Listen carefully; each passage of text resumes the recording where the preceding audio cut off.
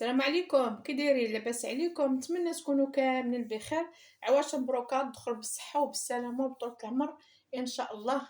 الله يعطينا الذريه الصالحه، الله يخلي لكم صحيحتكم، يخلي لكم وليداتكم، نتمنوا فيهم على الخير ان شاء الله.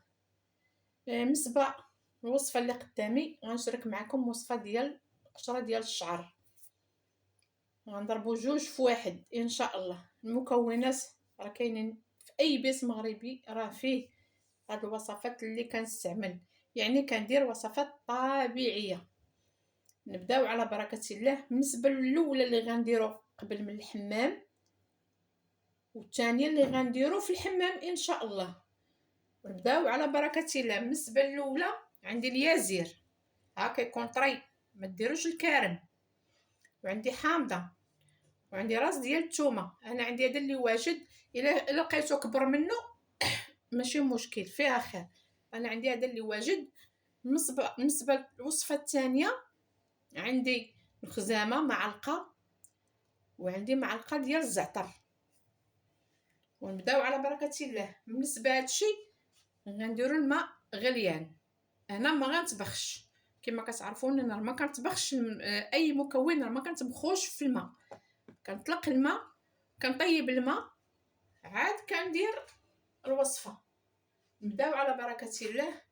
غنجيب القويمينه هي هذه، نقطع فيها اليازير. وبالنسبه ملي كتغليو راه كلشي المفعول كيمشي، من الاحسن ديروه على الماء طايب على اي حاجه بغيتو تستعملوها، لحيت ما غديروهاش وتحيدوا هذيك الساعه، غتخليوها بيته ليله كامله. غنشدوا الحامضه حتى هي، نقسموها طرونش. وصدقوني بالنسبه للقشره راه لا اله الا الله، راه كنشوف شي وحدين غاديين حوايجو معامرين بالقشره، ولكن كما كتعرفوا راه كلشي موجود. ولو ما يكونش عندك راه غتجيبي حامضه بدرهم، وغتجيبي درهم الثومه، ودرهم خزامه، ودرهم زعتر، ودرهم ديال اليازير. صافي انا درت الحامض. هاد الثومه غندير لها حتى هي فحال وكنفلحوها باش تعطينا المفعول ديالها. صافي هكا راه غتعطي مفعول. الماء راه طاب، انا نخوي عليه الماء طايب وغنخليه.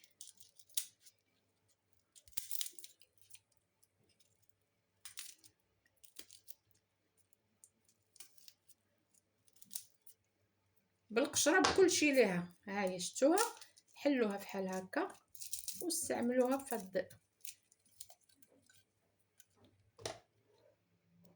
كما كتعرفوا راه الثومه رائعه. صافي ما تنقيوها ما والو، ديروها بقشرتها راه هي زوينه. مفعول في القشره راه بحال ما عرفتش درتو. وكما كتعرفوا الثومه راه هي بصراحه جميله لاي حاجه، لا بالنسبه للدواء ولا بالنسبه للشعر ولا بالنسبه لبزاف د الحوايج. صافي غناخذ كاس مقدار ديال الماء، ها هو طايب. صافي هذا هو الجهد اللي غناخذ.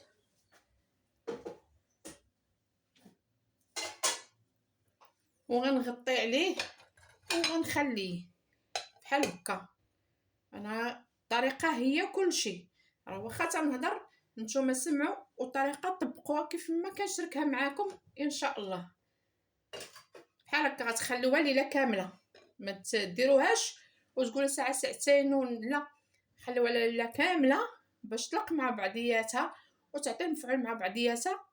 بالنسبه لهاد الوصفه الاولى غتشدوا الشعر، غتمشطوه وغتحلوه، وغتبداو ديروا واحد الرشاشه وغتبداو ترشوا فروه ديال الشعر ديال الراس ديالكم، تتعمروا راسكم مزيان وغتجمعوه. الشعر دغيا كيكرم.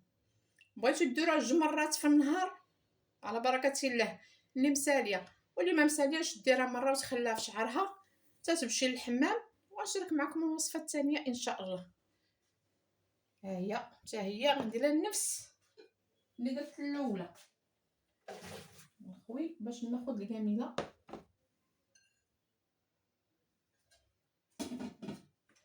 وضروري الانسان ما يغطي. الوصفه الثانيه قلت لكم فيها الزعتر والخزامه، عندي معلقه حتى هي. ونجيبوا المطايب حتى هو غنديروا فيه جهد كاس.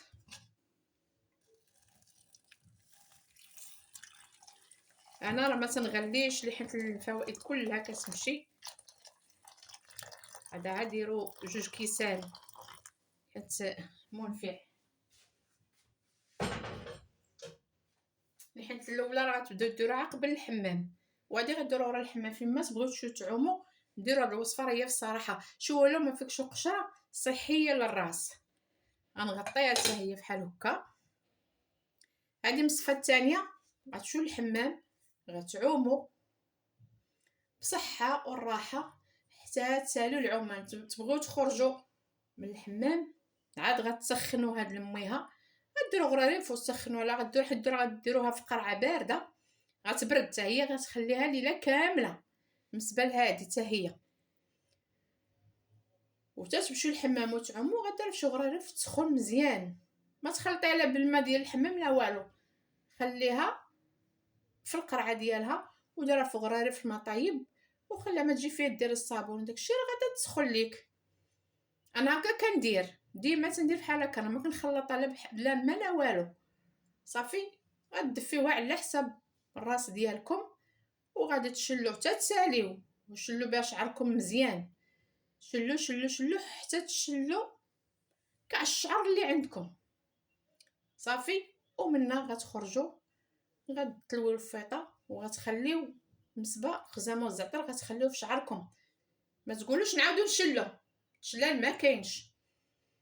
ضروري نديروا الفوطه ونخرجوا صافي نلبسوا حوايجنا ونخليو هذاك الزعتر والخزامه في شعرنا. هذه هي الطريقه اللي كندير والحمد لله انا كنديرها وكنديرها لولدي. حتى ولدي راه قتلاتو القشره، ولكن الحمد لله بالنسبه لهاد الوصفات اللي وريتكم حمدنا الله شكرنا ما بقاش كيف ما كان. وكما كتعرفوا القشره ملي كيسخن الانسان كيبدا ياكل راسو.